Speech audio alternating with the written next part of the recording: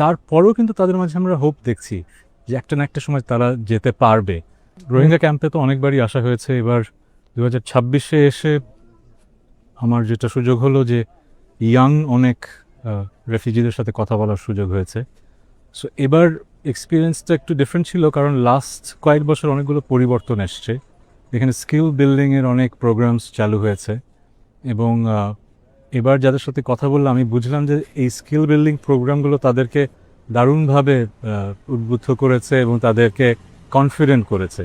আমি এমন 4-5 জনের সাথে কথা বললাম যারা যদিও একটু ডিমোটিভেটেড যে তাদের দেশে ফেরত যাওয়ার সুযোগটা তারা দেখছে না খুব শীঘ্রই, কিন্তু তাদের মাঝে যে নিজেদের ডেভেলপ করার ইচ্ছাটা এটা প্রবল ছিল।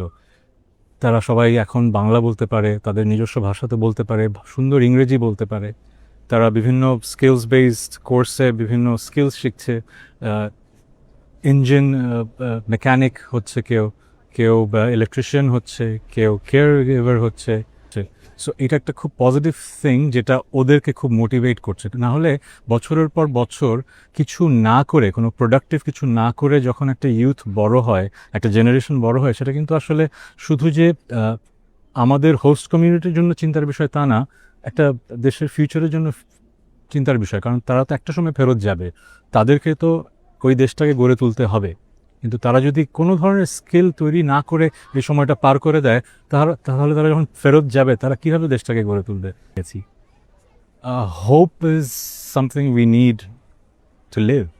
হোপ ছাড়া তো বাঁচা যায় না। আর এদের সাথে সময় কাটালে আপনার অটোমেটিক্যালি মনে হবে যে আমরা কী নিয়ে কমপ্লেন করি।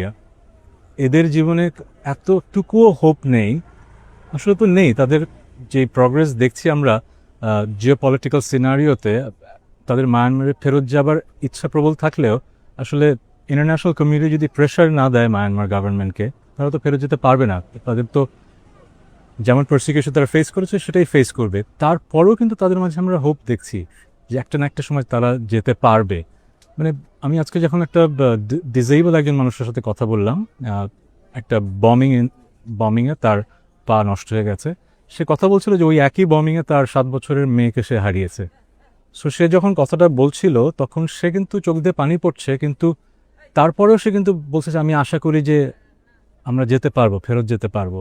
যেই দেশে, যেটা তার নিজেদের দেশ হবার কথা, সেই দেশে তার 7 বছরের মেয়েকে হারালো, তার বডির একটা অংশ হারালো, সেও এখন হোপ দেখছে যে সে ফেরত যেতে চায়।